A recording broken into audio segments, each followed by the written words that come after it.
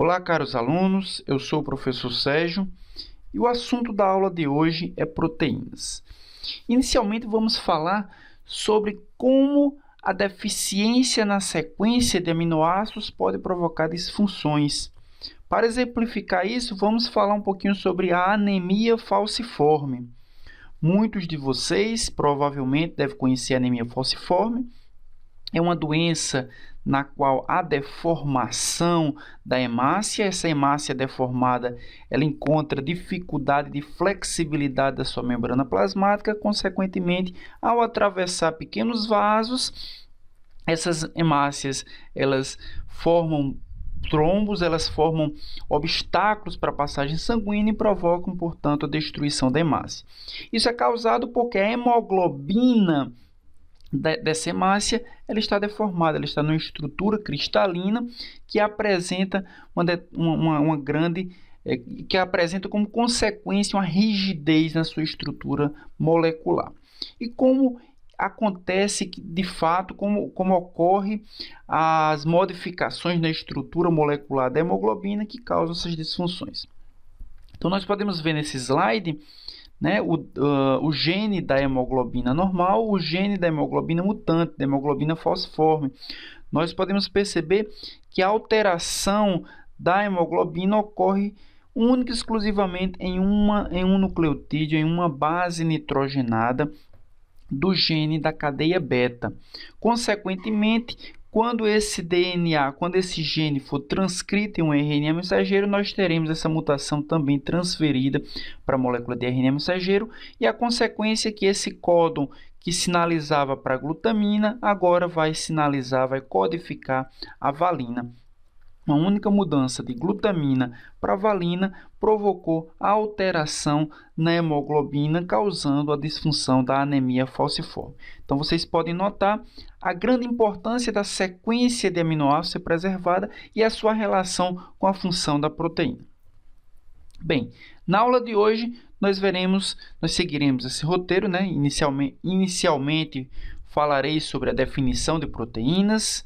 Em seguida, sequência de aminoácidos e a função das proteínas em si, os níveis de organização das proteínas, o que é uma ligação peptídica, qual a importância da cadeia lateral dos aminoácidos, os tipos de proteínas de acordo com a função biológica, os padrões estruturais das proteínas, desnaturação de proteínas, como é que ela ocorre e qual a consequência disso, e como ocorre o dobramento proteico. Falando sobre a definição de proteínas. Proteínas são macromoléculas, ou seja, proteínas são polímeros formados por aminoácidos, que são os monômeros. Então, nós podemos ver os aminoácidos, vários aminoácidos ligados uns aos outros. A gente já viu isso em aulas passadas. A ligação que une os aminoácidos são as ligações peptídicas. Aqui a gente tem um exemplo de um aminoácido. Todo aminoácido apresenta uma cadeia ou um grupo carboxila, um grupo amino e uma cadeia lateral que vai diferenciar um aminoácido do outro. Esses aminoácidos vão se juntar e, ao se juntar, formam uma cadeia polipeptídica, formam uma proteína. Essa proteína a gente vai ver durante essa aula que ela vai adquirir formas estruturais tridimensionais que vão ser responsáveis pela função daquela proteína. Cada proteína apresenta uma composição de aminoácidos bem característica. Nessa tabela, a gente pode ver a composição de duas proteínas, o citocromo C de boi e o quimiotripsinogênio de boi também. Desse lado, nós podemos ver os aminoácidos que compõem essas proteínas, e aqui nós podemos ver a quantidade desses aminoácidos. A gente pode ver que são bem variadas. Por exemplo, a alanina se apresenta-se como são encontrados 6 resíduos de alanina no citocromo C, enquanto são encontrados 22 resíduos no quimiotripsinogênio. Os aminoácidos mais abundantes na maioria das proteínas são a leucina, a alanina, a glicina, a serina, a valina e o ácido glutâmico, enquanto que os aminoácidos mais raros encontrados na maioria das proteínas são o tripsinogênio, cisteína, metionina e também a histidina. As possibilidades teóricas de uma proteína, elas são ilimitadas. E são ilimitadas por quê? Vamos imaginar uma proteína que tenha N resíduos de aminoácidos. Como são 20 as possibilidades, nós podemos fazer sequências de 20 elevado a N. Por exemplo, citocromo C tem 104 aminoácidos. Como são 20 as possibilidades, porque são 20 os aminoácidos, nós podemos ter uma infinidade de possibilidades de sequenciar aquela proteína. São 20 elevado a 100, que vai dar aproximadamente 1,3 vezes 10 a 130 possibilidades diferentes de sequenciar aquela molécula. Considerando que nós temos aproximadamente, no máximo, 100 mil proteínas em uma célula humana, em um organismo humano, as possibilidades de encontrar diversas combinações diferentes de aminoácidos é muito maior do que o número de proteínas que de fato encontramos em células humanas. As principais limitações de se sequenciar proteínas de qualquer jeito é o tamanho da proteína. As proteínas não podem ter qualquer tamanho, tem um tamanho máximo, e também a composição dessas proteínas que nem sempre vão estar relacionadas a alguma função. A função de uma proteína depende da sequência de aminoácidos. E por que depende da sequência de aminoácidos? Porque a sequência vai determinar a forma ou a interação com que aqueles aminoácidos vão ter, as relações que aqueles aminoácidos irão ter uns com os outros. Eu dei um exemplo aqui com a palavra amor. Amor é formado pela letra A, M, O, R.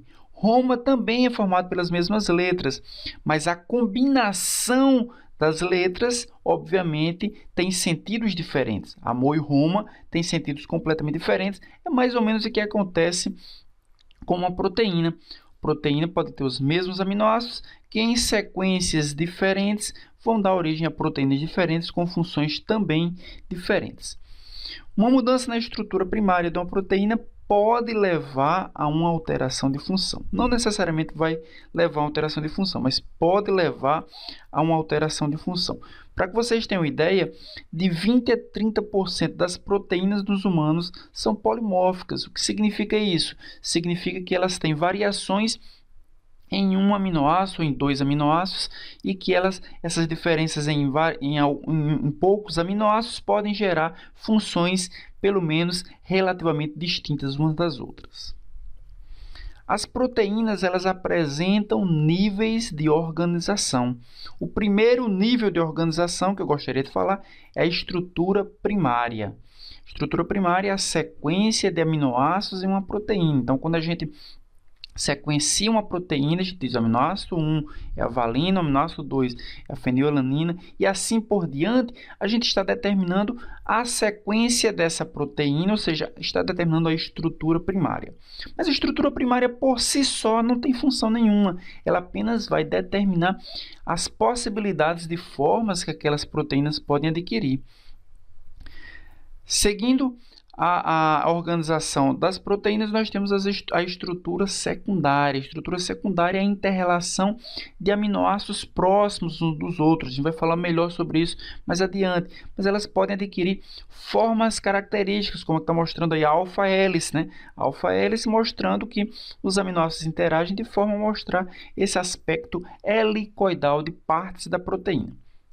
Então, a estrutura primária é a sequência de aminoácidos, a estrutura secundária são formas adquiridas em determinados setores das proteínas em decorrência da sequência de aminoácidos que se interrelacionam uns com os outros, aminoácidos que estão próximos fisicamente uns dos outros. A estrutura terciária já é uma estrutura mais ampla, já a proteína inteira. Então, a cadeia polipeptídica ela pode se dobrar entre si, na qual aminoácidos distantes podem interagir com outros que também estão distantes, e essa interação pode gerar essa estrutura tridimensional. A estrutura tridimensional de uma proteína é a sua estrutura terciária.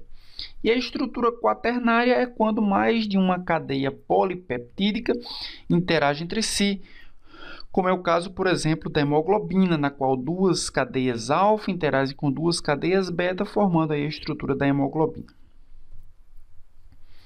A ligação peptídica ela tem caráter de dupla ligação. Então, a ligação peptídica, a gente pode ver aqui nesse Nessa figura, a gente tem a carboxila e o grupamento amina. Aqui nós temos a ligação peptídica, o carbono alfa ligado à carboxila e esse carbono alfa ligado aqui ao grupamento amina. Essa ligação peptídica ela tem um caráter de dupla ligação. E por que ela tem um caráter de dupla ligação? Por causa da ressonância da nuvem eletrônica da carboxila para o grupamento amina. São duas moléculas que têm características eletronegativas, têm a elevada eletronegatividade. Então, nós podemos observar aqui que essa dupla ligação ela pode se desfazer. Esses elétrons que estavam localizados aqui na carboxila, eles podem migrar para o grupamento amina, e essa dupla ligação deixa de ser dupla e forma uma ligação simples com a carga negativa, e esse grupamento amina pode formar uma dupla ligação e gerar, assim, portanto, uma carga positiva no nitrogênio. Esses elétrons eles podem migrar. Na verdade, o que de fato ocorre é isso aqui. Apresenta-se como uma dupla ligação aqui e uma dupla ligação aqui ao mesmo tempo, porque a nuvem eletrônica ela fica espalhada. E qual é a consequência da ligação peptídica ela ter um caráter de dupla ligação, apesar de não ser uma dupla ligação, tem um caráter de dupla ligação? A principal consequência é a rotação entre os átomos. Então, aqui não é uma ligação peptídica, mas é só para exemplificar como acontece uma ligação dupla, um carbono ligado a um outro carbono com uma ligação simples. Por ser uma ligação simples, essa ligação ela gira em torno do seu próprio eixo, ou seja, se ela gira em torno do seu próprio eixo, esses grupamentos que estavam embaixo, eles podem estar em cima, esses que estavam em cima podem ir para baixo, da mesma forma os grupamentos ligados a esse carbono podem ir para baixo ou para cima, já que esse átomo de carbono ele pode girar em seu próprio eixo. Considerando agora a dupla ligação já deixa esses átomos de forma rígida, ela não é rotacionada. O que significa isso?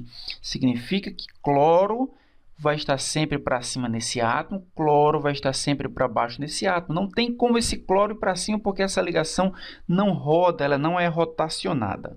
Então, a consequência principal da dupla ligação, do caráter de dupla ligação na ligação peptídica é que os átomos de carbono, os átomos responsáveis de carbono e de nitrogênio responsáveis pela ligação peptídica, eles não rodam, consequentemente os seus ligantes também não conseguem mudar de plano, o plano superior e o plano inferior.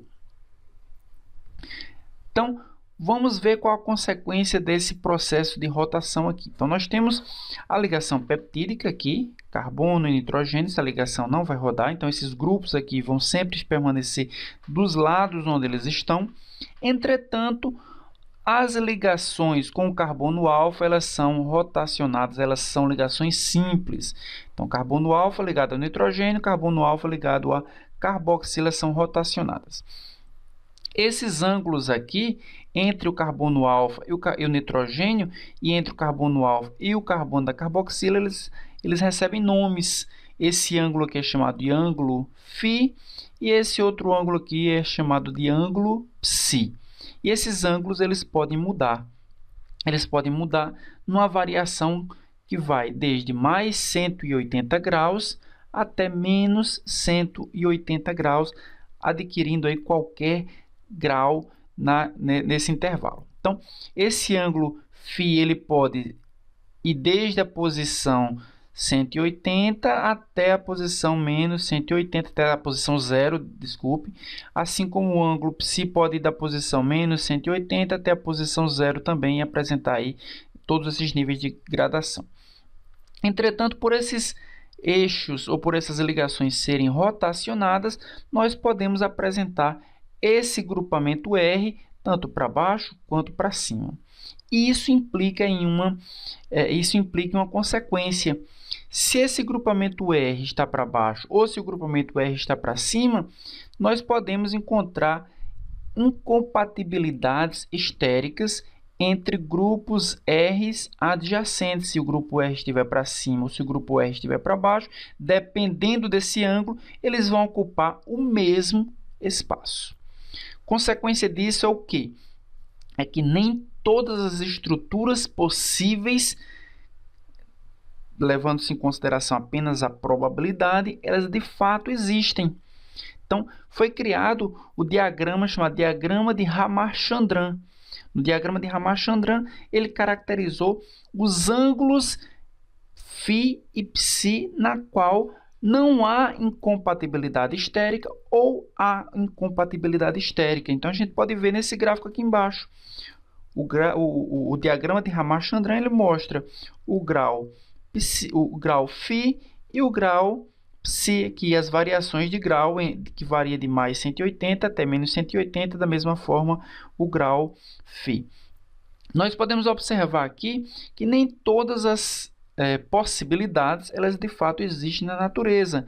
Em azul escuro, existe total compatibilidade da existência de determinado composto. Por exemplo, se você observar aqui um ângulo talvez 90 graus com um ângulo aqui de mais 120 graus, é totalmente possível porque ele cai nessa região aqui em azul escuro.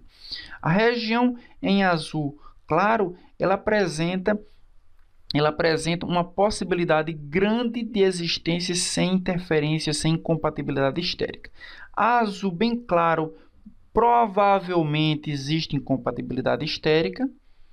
E as que estão em claro, as regiões claras, elas apresentam total incompatibilidade estérica entre as estruturas. Então, nós podemos observar aqui, por exemplo, se a gente escolher mais 180 e mais 180 para os dois ângulos, obviamente eles vão estar sobrepostos, não vai haver possibilidade nenhuma da existência dessa molécula. O diagrama de Ramachandran ele existe para mostrar que as estruturas elas podem apresentar uma determinada incompatibilidade pela presença, pela sobreposição das cadeias laterais R. Estrutura secundária é o que? O arranjo espacial dos resíduos de aminoácidos adjacentes. Então, são aminoácidos próximos que interagem entre si na estrutura polipeptídica. A gente está vendo aqui uma das estruturas secundárias existentes, que é a alfa-hélice. Essa alfa-hélice é um eixo helicoidal, é uma estrutura helicoidal em torno do seu próprio eixo, que é como se fosse um eixo vertical. Essa estrutura, essa cadeia polipeptídica, ela gira de forma helicoidal em torno desse eixo. E nós podemos observar que existem interações entre aminoácidos próximos, interações do tipo pontes de hidrogênio, interações entre esse hidrogênio e o grupamento entre o hidrogênio e o grupamento oxigênio da carboxila. Então, é o oxigênio da carboxila interagindo com o hidrogênio do nitrogênio da outra ligação peptídica. A interação acontece de forma regular. Então, nós podemos observar que a cada 3,6 resíduos de aminoácidos, completa mais ou menos uma volta, nós temos a interação de uma ponte de hidrogênio. Então, a interação ponte de hidrogênio acontece mais ou menos aproximadamente a 4 resíduos de aminoácidos, já que 3,6 é um valor teórico. A 4 resíduos de aminoácidos acontece uma interação ponte de hidrogênio e isso gera a capacidade de formar essa estrutura secundária. Alfas-hélices acontecem em regiões características em algumas proteínas. Nós podemos observar aqui também que nas alfas-hélices as cadeias laterais R elas tendem a ser externas, a serem colocadas para fora da estrutura helicoidal. Então, dentro da estrutura helicoidal vai ficar os outros grupamentos. As cadeias R, por serem cadeias mais volumosas, a gente pode ver nessa outra figura também em roxo, as cadeias laterais R, por serem mais volumosas, elas são colocadas externamente. Nessa tabela a gente pode ver a capacidade que alguns aminoácidos têm de formar alfas-hélices. Então, nós podemos verificar a diferença de energia livre para cada um dos aminoácidos. Quanto menor essa variação de energia livre para o aminoácido, significa maior tendência do aminoácido formar uma alfa-hélice. Então, alguns aminoácidos formam facilmente alfa-hélices, outros nem tanto. Então, por exemplo, a alanina, que apresenta o menor delta, delta G, apresenta maior tendência, maior capacidade de se formar alfa-hélice. A arginina também apresenta uma grande capacidade, 0,3. Já a asparagina, 3, aspartato, 2,5, cistina, 3, apresentam pequena capacidade de formar alfas-hélices. Isso significa o quê? Que dependendo da sequência de aminoácidos, determinada parte da proteína pode ou não formar uma alfa-hélice de acordo com a sequência desses aminoácidos. Se tiverem uma sequência de aminoácidos com a tendência, com a facilidade de formar alfa-hélice, provavelmente ela formará, se não, não formará a alfa-hélice. Além da alfa-hélice, como nós podemos ver aqui, também existem as folhas beta. Então, as folhas betas também são estruturas regulares. Nesse caso, as folhas betas elas são estruturas mais compactas e apresentam uma distribuição pré-guiada. Por isso que, há algum tempo atrás, ela é chamada de folha beta pré-guiada. Então, nós podemos ver que também os aminoácidos interagem através de pontos de hidrogênio com aminoácidos próximos, mas apresentando não a estrutura helicoidal, mas apresentando essa estrutura pré-guiada em torno da cadeia polipeptídica. Já a estrutura terciária é um arranjo espacial de todos os resíduos de aminoácidos da sequência polipeptídica, estejam eles próximos ou não. Por exemplo, nós temos aqui a cadeia da quimiotripsina, cadeia A, cadeia B, cadeia C da quimiotripsina. Nós podemos observar que o aminoácido 1 da cadeia A interage através de uma ponte de sulfeto com o aminoácido 122 já na cadeia B. Então, essa interação faz com que essa proteína, de certa forma, vá adquirindo a sua forma biologicamente ativa, sua forma tridimensional ativa, né? Então, nós podemos ver ainda aqui o aminoácido 42 interagindo com essa histidina aqui 57. E essas interações acontecem durante toda a cadeia. Pode ser por atração eletrostática, pode ser por atrações hidrofóbicas, pontos de hidrogênio, até mesmo pontos de sulfeto. Essas atrações em todos os aminoácidos da cadeia polipeptídica, que vai dobrar a proteína para que ela adquira essa forma tridimensional e tenha a sua função biológica ativa, como é o caso da quimiotripsina, que é uma protease, né, uma enzima que vai quebrar ligações peptídicas em outras proteínas que são seus substratos. Para que essas proteínas, para que esses aminoácidos interajam, é importante, a grande importância desses aminoácidos é a sua cadeia lateral. Se esses aminoácidos são apolares, se são polares, se tem carga, se não tem carga, se a carga é negativa, se a carga é positiva, toda a sua cadeia lateral é que vai determinar a atração ou a repulsão desses aminoácidos. E, obviamente, se esses aminoácidos estão longe e eles se atraem, essa proteína vai se dobrar nos seus extremos. Se eles estão próximos e se atraem, ela vai formar uma determinada estrutura secundária ali. Então, nós podemos observar que a cadeia lateral do aminoácido é quem vai determinar de fato como é que essa vizinhança aminoácidica vai interagir entre si, e isso vai ser talvez a mais importante, a grande responsável pelo dobramento da proteína. Nessa figura, nós podemos observar a existência de aminoácidos polares ou aminoácidos que estão carregados em uma determinada proteína. Nós podemos observar que os aminoácidos polares e carregados estão localizados na superfície de uma proteína. Então, em vermelho são os aminoácidos carregados negativamente, em azul os aminoácidos carregados positivamente.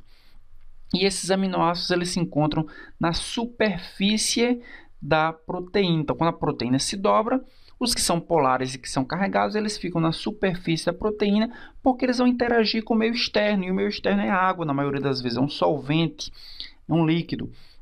Então, essa interação vai facilitar, muitas vezes, a solubilidade da proteína. Ao contrário, os aminoácidos apolares, ou seja, os hidrofóbicos, eles geralmente se situam no interior da proteína.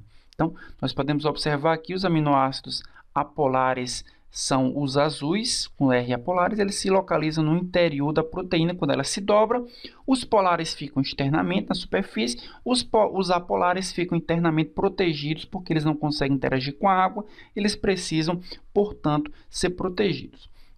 É isso que acontece, por exemplo, nas proteínas de membrana, que necessitam de um ambiente hidrofóbico, mas elas precisam interagir com o ambiente hidrofílico. Então, os aminoácidos carregados, eles se localizam ou na parte externa da célula ou na parte interna da célula, que é revestida por água. Então, nós temos aqui vários aminoácidos carregados, esses em vermelho, aminoácidos polares, que são os azuis, e os aminoácidos hidrofóbicos, eles ficam na âncora, eles ficam ancorando, eles ficam segurando essa proteína na membrana plasmática. Uma vez que a membrana plasmática é lipofílica, os aminoácidos hidrofóbicos vão conseguir interagir melhor com o lipídio da membrana do que os aminoácidos polares. E a estrutura quaternária? O que é a estrutura quaternária? É o arranjo de várias cadeias polipeptídicas em uma mesma estrutura tridimensional, como acontece aqui, por exemplo, com a hemoglobina. A hemoglobina é formada por 4 cadeias polipeptídicas, 2 delas alfa e 2 delas são chamadas de cadeias beta. Essas 4 cadeias interagem também com o grupamento M e dessa forma são responsáveis pela interação com o oxigênio. A gente vai falar um pouquinho mais adiante nessa mesma aula. Com relação a estruturas, as proteínas podem ser classificadas em 2 grupos, ou são proteínas fibrosas ou são proteínas globulares. As proteínas fibrosas, elas apresentam cadeias polipeptídicas arranjadas em longas fitas ou em folhas. Elas geralmente desempenham um papel estrutural, seja no suporte, na proteção ou na forma da estrutura anatômica. Predominância de um único tipo de estrutura secundária, seja ela alfa-beta, seja a folha beta, ou seja, a alfa-hélice, e são geralmente proteínas insolúveis em água. Um exemplo que a gente vai citar daqui a pouquinho é a proteína do cabelo, é a queratina, é a alfa-queratina do cabelo, formado quase que unicamente por estruturas alfa. Também as proteínas globulares são cadeias polipeptídicas empacotadas em uma forma esférica. Então, geralmente tem estrutura esférica, ao contrário das proteínas fibrosas que apresentam estrutura em fuso, as proteínas globulares apresentam estrutura mais ou menos esférica, são mais complexas do que as proteínas fibrosas, apresentam vários tipos de estruturas secundárias, não apenas não apenas alfa, hélice, não apenas folha beta, mas várias estruturas em seu conjunto e apresentam diversos papéis biológicos, por exemplo, as enzimas, mas apresentam também papéis no transporte, na ligação com determinadas moléculas agonistas em receptores de membrana. Estrutura de um fio de cabelo, por exemplo, é um excelente exemplo de organização de uma proteína fibrosa. Então, a gente tem aqui uma alfa-hélice da queratina, proteína totalmente formada nessa estrutura secundária de alfa-hélice, 2 cadeias de alfa-hélice reunidas para formar o espiral, e esse dobramento e a interação entre essas 2 cadeias também forma a estrutura rígida do cabelo. Essas cadeias espiraladas vão se unir para formar o protofilamento, tem um diâmetro aqui de 20 a 30 angstrom, e esses protofilamentos vão se unir para formar protofibrila, e várias protofibrilas vão formar o filamento do cabelo. O cabelo em si é a proteína do cabelo. Além da formação das fibras, o cabelo também possui as chamadas pontes de sulfeto entre as cisteínas. Então, as pontes de sulfeto é quem vão dar o aspecto ondulado do cabelo. Então, quando a mulher faz chapinha, o que é que ela faz? Ela rompe as pontes de sulfeto, fazendo com que o cabelo fique totalmente linear. Com o aumento da umidade, essas pontes de sulfeto elas são refeitas e o cabelo volta a ser ondulado. Então, uma das principais explicações da ondulação dos cabelos é a formação de pontes de sulfetos entre as fibras, entre as proteínas, entre a queratina, entre as alfa-hélices da queratina. As proteínas globulares elas já apresentam uma estrutura bem mais complexa e bem mais compacta do que as proteínas fibrosas, e muito dela porque é formada principalmente por conformações beta, folhas beta e não por alfa-hélice. Então, a gente pode ver, ela apresenta as duas estruturas, por exemplo, a albumina sérica humana, com 585 aminoácidos, ela apresenta 2.000 estruturas beta e 900 estruturas alfa. As estruturas beta são bem mais compactas, 5 ângstrom, por isso que as proteínas globulares também são mais compactas do que as proteínas fibrosas.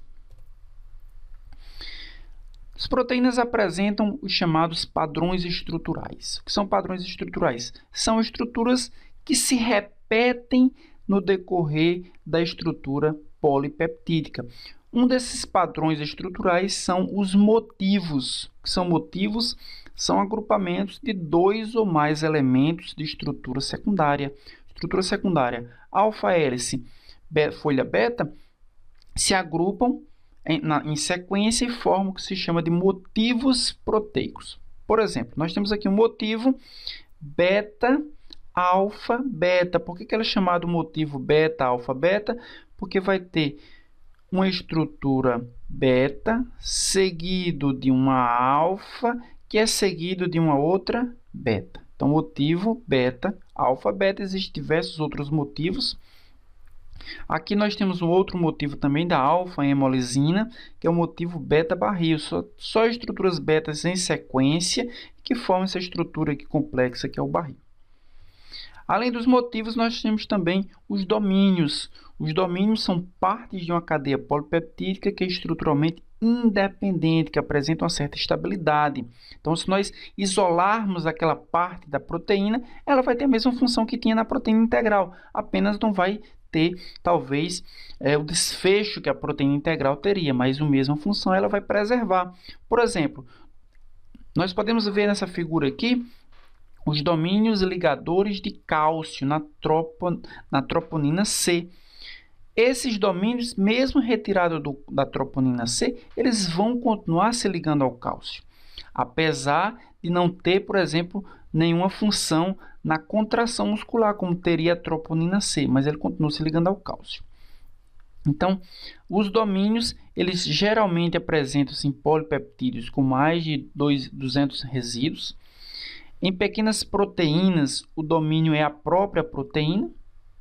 E quando nós encontramos em grandes proteínas, nós temos parte dela como sendo um domínio responsável por uma função específica, como essa daqui. Nós temos a troponina C inteira e uma parte da troponina é responsável por se ligar ao cálcio.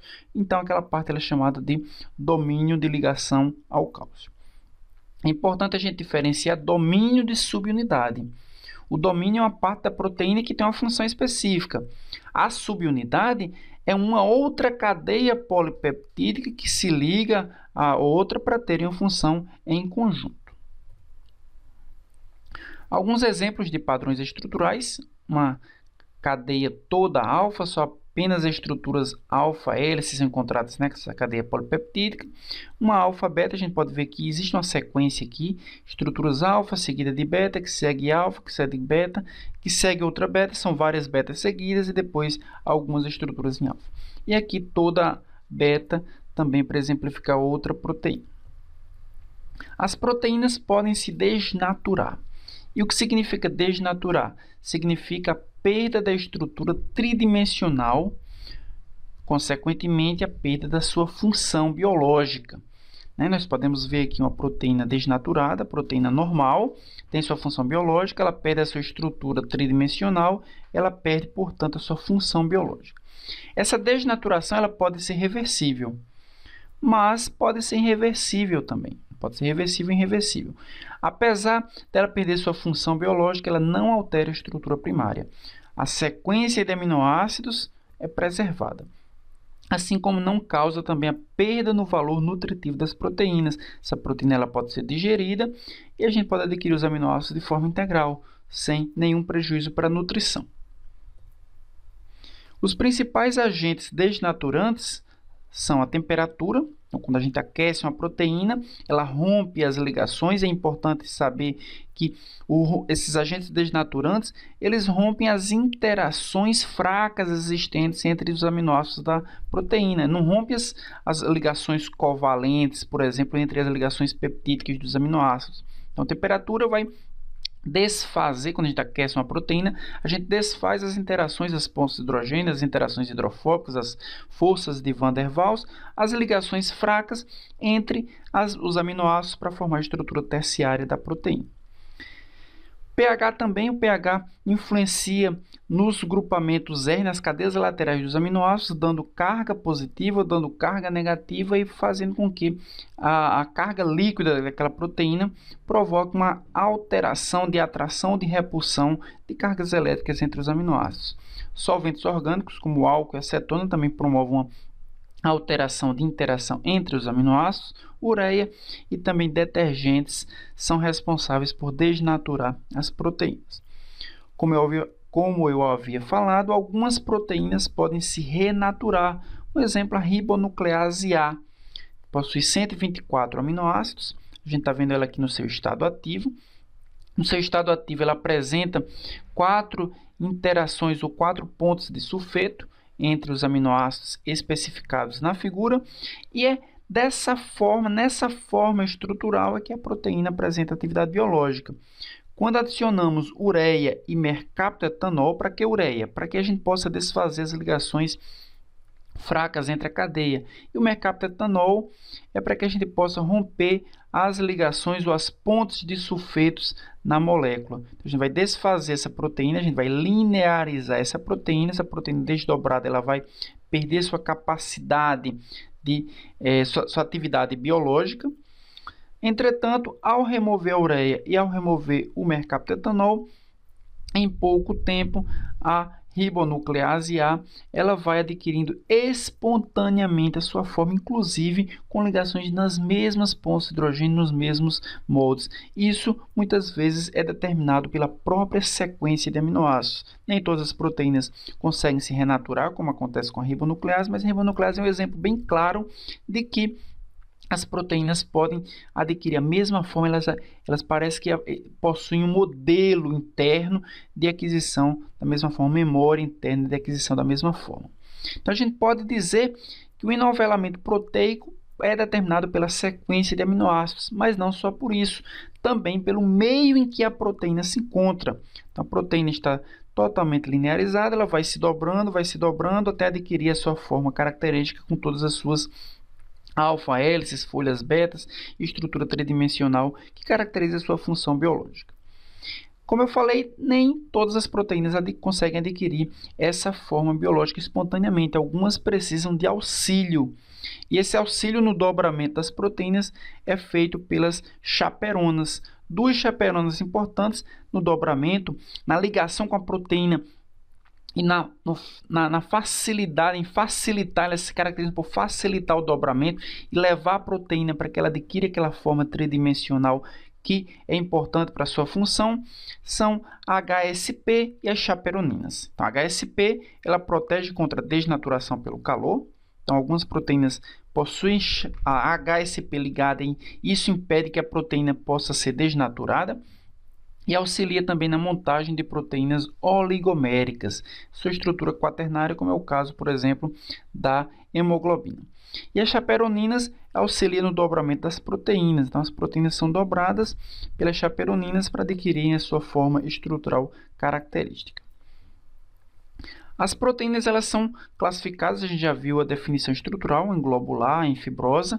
De acordo com a classificação com parâmetro funcional, elas podem ser estrutural, de transporte, de defesa, pode ser enzimas, e de acordo com a localização celular, elas podem ser proteínas de membrana ou proteínas solúveis. Vamos falar um pouquinho agora sobre o colágeno. O colágeno é um exemplo muito importante de proteína fibrosa. Ela se apresenta, ela é encontrada no tecido conjuntivo, na matriz extracelular. Ela é uma das proteínas mais abundantes nos mamíferos, cerca de 25% da massa de proteína é colágeno, e ela se distribui de forma bem diversa, né? No homem, por exemplo, encontrado principalmente na pele, 74% do peso da pele é colágeno, na córnea, 64%, e na cartilagem, 50%, e um pouco menos na aorta, no pulmão e no fígado. Ela se apresenta como sua estrutura tridimensional é uma tripla hélice, formada apenas por cadeias alfa, que está mostrando a figura. Ela apresenta cerca de 1000 aminoácidos, formando aqui a estrutura alfa. Essa estrutura alfa ela se dobra em 3 cadeias, uma tripla hélice, ligadas umas às outras, e pontes cruzadas, a gente vai ver na próxima figura, pontes cruzadas ligando essas 3 cadeias. A gente pode ver que a estrutura do colágeno apresenta principalmente glicina, mas a gente vai ver que lisina também, né, hidroxilisina também é um dos aminoácidos bastante encontrados no colágeno. Então, a glicina ela se apresenta aqui mais ou menos no interior dessa tripla hélice, né, e os outros aminoácidos se apresentam mais externamente.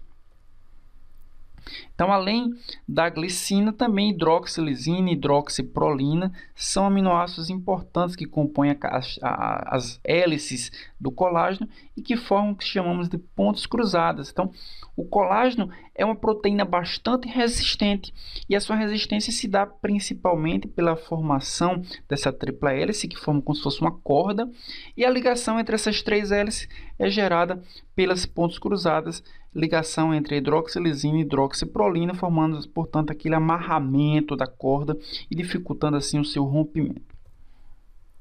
Outra proteína bastante importante é a hemoglobina, transporta oxigênio, CO2 e hidrogênio, é localizada nos eritrócitos. 34% do peso dos eritrócitos é de hemoglobina e apresenta uma estrutura quaternária com 2 cadeias alfa, 2 cadeias beta, formando uma interação com o grupamento M no transporte do oxigênio. A mioglobina também é uma outra proteína que tem uma função bastante parecida com a hemoglobina, está presente nos músculos, sua principal função é armazenar o oxigênio. Ao contrário da hemoglobina, ela é uma proteína monomérica com 153 aminoácidos, apresentando 8 alfas hélices. Só que se nós compararmos a mioglobina com uma subunidade da hemoglobina, elas são idênticas. Então, a mioglobina é muito parecida com a subunidade beta da hemoglobina. A hemoglobina se liga ao oxigênio, uma das funções da hemoglobina é transportar oxigênio, só que ela se liga ao oxigênio de forma cooperativa. O que é que significa isso? A hemoglobina apresenta 4 subunidades, 2 alfas e 2 betas. Cada uma dessas subunidades vai se ligar a uma molécula de oxigênio. Cada uma vai transportar oxigênio. Então, cada molécula de hemoglobina transporta 4 moléculas de oxigênio. Entretanto, a primeira molécula de oxigênio, ela é bem difícil de entrar, se ligar e interagir com o grupamento M. Quando o primeiro oxigênio interage com o grupamento M, ela promove uma alteração conformacional na proteína que facilita a entrada da segunda molécula do oxigênio na outra subunidade da hemoglobina. A terceira molécula de oxigênio já encontra mais facilidade de se ligar à hemoglobina do que a segunda. E a quarta molécula de oxigênio encontra ainda mais facilidade comparado à terceira.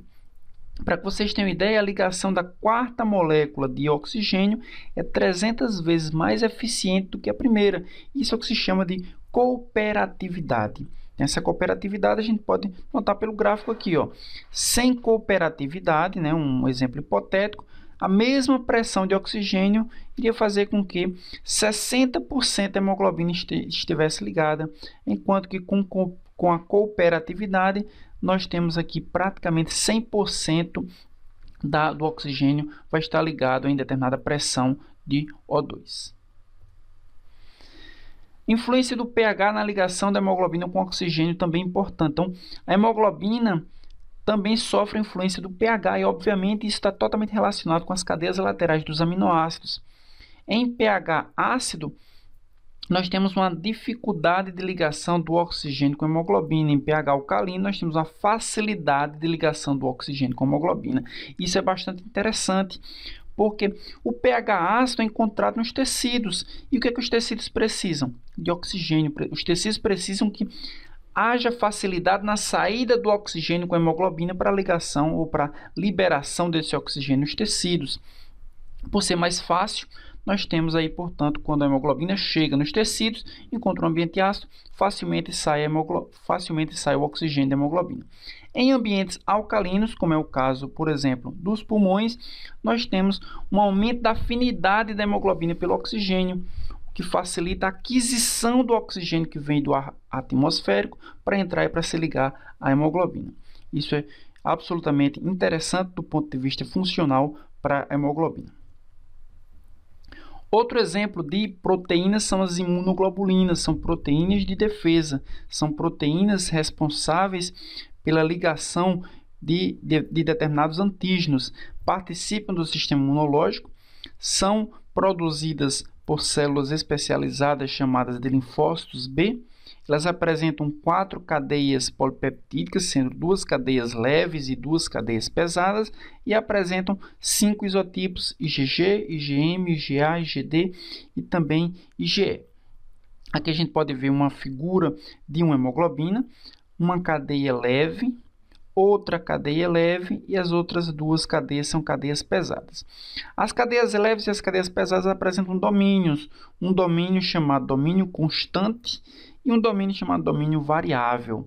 O domínio constante é onde está C, domínio constante da cadeia leve, domínio constante da cadeia pesada.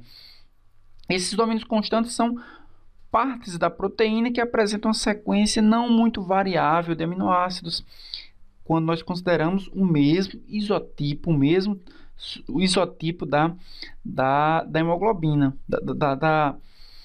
do anticorpo. Quando nós consideramos mesma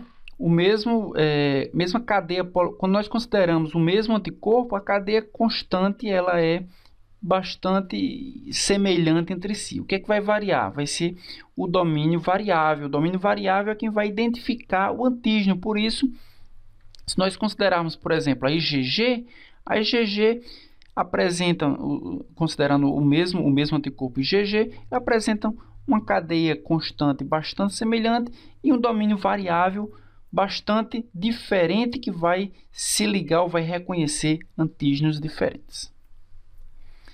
Nessa figura nós podemos ver os isotipos dos anticorpos, IgG, IgM, IgD, IgA e IgE, e esses isotipos apresentam subtipos. IgG apresenta IgG1, 2, 3 e 4, IgA apresenta IgA1 e IgA2, e IgM apresenta-se apenas como IgM, né, o anticorpo pentamérico. As diferenças entre esses subtipos estão no peptídeo de articulação, nessa região aqui, que é variável entre os subtipos. Também as pontes de sulfetos, que são variáveis no decorrer da cadeia polipeptídica, e também nos carboidratos. A gente pode ver que os anticorpos são glicoproteínas. Esses pontos aqui são carboidratos. Esses carboidratos eles são variáveis quando comparamos cada um dos isotipos. Importância dos anticorpos no processo de fagocitose. Então, os anticorpos eles vão se ligar, eles vão reconhecer pela sua fração Fc, eles vão reconhecer pela sua fração Fc, eles vão reconhecer os antígenos. Ao se ligar nos antígenos, eles vão ser capturados por macrófagos, que vão ser reconhecidos por receptores de anticorpos. Esses receptores de anticorpos se ligam no anticorpo e conseguem, portanto, fagocitar o antígeno, facilitando assim o processo de digestão daquele antígeno e destruição do micro-organismo ou de parte do micro-organismo. As proteínas também podem ser, como eu falei para vocês, proteínas de membrana. As proteínas de membrana elas têm uma função bastante interessante, principalmente como receptores, né? Então, nas proteínas de membrana eles apresentam uma variação bem grande de aminoácidos, com aminoácidos ditos polares ou aminoácidos carregados na face externa, na extracelular ou intracelular da proteína, e ancorando essa proteína nós temos principalmente aminoácidos ditos hidrofóbicos, que vão segurar essa proteína dentro da membrana plasmática. São principalmente receptores nas quais o ligante se liga nessa região, produz uma alteração conformacional na região carboxiterminal, que ela é intracelular, e essa região carboxiterminal é quem vai desenvolver ou processar aí uma atividade biológica para essa proteína. Finalmente, para concluir a aula, nós podemos ver as funções dos transportadores de glicose, que também são proteínas transmembrana. São proteínas que apresentam uma sequência de aminoácidos, principalmente hidrofóbicas, que permitem que essa proteína seja inserida na membrana plasmática. São proteínas que apresentam aminoácidos hidrofóbicos interagindo com o grupamento, interagindo com os lipídios, mas que apresentam também aminoácidos hidrofílicos que vão interagir com a glicose, que é hidrofílica, permitindo que a glicose, a passagem da glicose por esse canal, facilitando assim a entrada de glicose no espaço intracelular. Chegamos ao fim de mais uma videoaula, espero que vocês tenham gostado. Qualquer dúvida, qualquer esclarecimento, podem postar nesse mesmo canal e até a próxima videoaula.